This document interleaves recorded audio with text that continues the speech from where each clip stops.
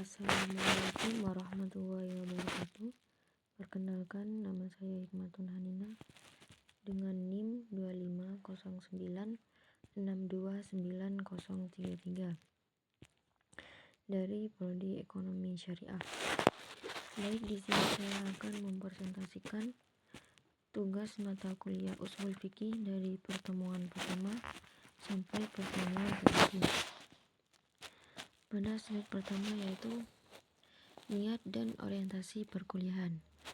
Niat adalah tujuan seorang dalam belajar dalam Islam. Jika menuntut ilmu dilakukan karena Allah Subhanahu wa taala, maka belajar dinilai ibadah. Orientasi perkuliahan bertujuan agar mahasiswa memahami materi, aturan, sistem penilaian, serta tujuan pembelajaran sehingga proses belajar berjalan dengan baik. Tugas mingguan melatih kita memahami materi, mengembangkan kemampuan berpikir kritis. Selanjutnya itu pertemuan kedua, pengertian ushul fikih. Ushul fikih adalah ilmu yang mempelajari kaidah atau metode untuk menggali dan menetapkan hukum Islam dari Al-Quran dan hadis. Ilmu ini menjadi pedoman bagi para ulama dalam menentukan hukum terhadap berbagai persoalan yang dihadapi umat Islam. Selanjutnya yaitu pertemuan ketiga, amar dan nahi. Amar adalah perintah untuk melakukan suatu perbuatan yang pada dasarnya menunjukkan hukum wajib, kecuali ada dalil yang mengubahnya. Sedangkan nahi yaitu adalah larangan, melakukan suatu perbuatan yang pada dasarnya menunjukkan hukum haram. Keduanya dipahami sesuai dengan konteks dalil yang digunakan. Selanjutnya yaitu pertemuan keempat, umum dan khusus. Lafaz umum atau am adalah lafaz yang mencakup semua individu atau keadaan tanpa pengecualian. Sedangkan lafaz khusus atau khas yaitu hanya berlaku pada orang atau keadaan tertentu. Dalam ushul fikih, lafaz umum dapat dibatasi oleh dalil lain yang lebih khusus. Selanjutnya yaitu pertemuan kelima, mutlak dan muqayyad. Mutlak adalah lafaz yang tidak memiliki batasan sehingga maknanya bersifat umum. Sedangkan muqayyad adalah lafaz yang diberi batasan atau syarat tertentu. Jika sebab dan hukumnya sama, maka lafaz mutlak dapat dipahami mengikuti lafaz muqayyad. Selanjutnya yaitu pada pertemuan ke-6, mujmal dan mubayyan. Mujmal adalah lafaz yang maknanya belum jelas sehingga membutuhkan penjelasan. Sedangkan mubayyan adalah penjelasan yang membuat makna lafaz tersebut menjadi jelas, baik melalui Al-Quran maupun hadis, sehingga tidak menimbulkan kesalahpahaman. Selanjutnya yaitu pada pertemuan ke-7, zahir dan takwil. Zahir adalah makna yang langsung dapat dipahami dari bunyi suatu lafaz. Sedangkan takwil adalah mengalihkan makna lahiriah kepada makna lain yang lebih tepat berdasarkan dalil yang kuat, sehingga sesuai dengan tujuan syariat. Pertemuan ke-8 yaitu nasakh dan mansukh. Nasakh adalah penggantian suatu hukum syariat dengan hukum baru yang datang kemudian. Adapun mansukh adalah hukum yang telah diganti. Perubahan ini dilakukan untuk memberikan kemudahan dan menyesuaikan kebutuhan umat pada masa turunnya wahyu.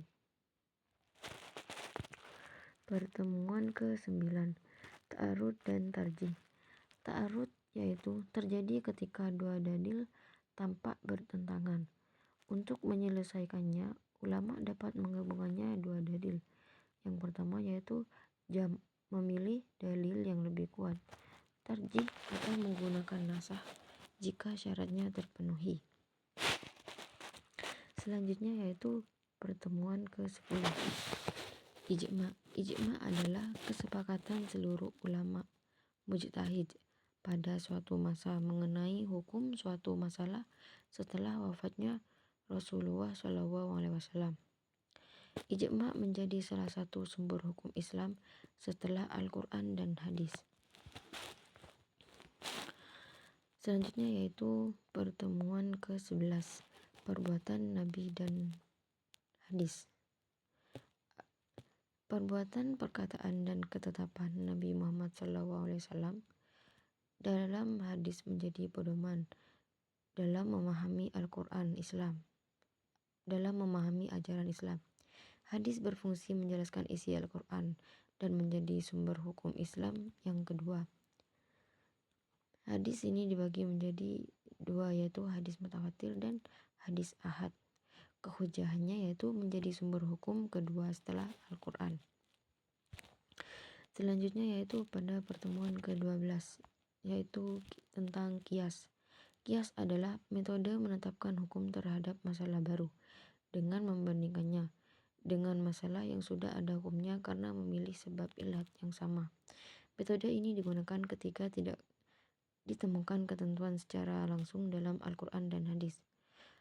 Rukun kias dibagi menjadi 4, yaitu al-ashal, far, dan hukum ashal dan ilat. Kehujahannya yaitu diterima oleh mayoritas ulama.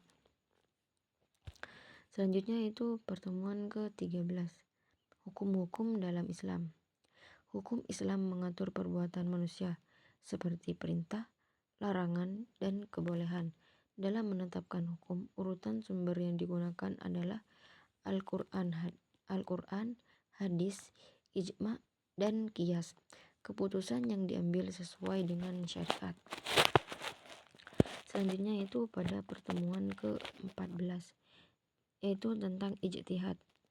Pengertiannya yaitu ijtihad adalah usaha sungguh-sungguh seorang ulama yang memenuhi syarat untuk menggali hukum Islam terhadap persoalan yang belum memiliki ketentuan secara jelas. Ijtihad bertujuan agar hukum Islam tetap dapat menjawab perkembangan zaman yang meninggalkan dasar syariat. Baik, kesimpulan yang dapat saya simpulkan yaitu usul fikih adalah ilmu yang mempelajari kaidah dan metode untuk memahami serta menetapkan hukum Islam berdasarkan Al-Quran, hadis, ijma, dan qiyas. Materi yang dipelajari meliputi pembagian hukum, kaidah-kaidah lafaz, kehujahan hadis, qiyas, hingga ijtihad sebagai dasar dalam menggali hukum syariat. Dengan mempelajari usul fikih, kita dapat memahami cara para ulama menetapkan hukum Islam secara benar, sistematis, dan sesuai dengan dalil. Ilmu ini juga membantu menyelesaikan berbagai persoalan kehidupan berdasarkan prinsip-prinsip syariat, sehingga hukum Islam tetap relevan diterapkan di setiap zaman. Mungkin itu saja yang dapat saya presentasikan. Kurang lebihnya mohon maaf. Wassalamualaikum warahmatullahi wabarakatuh.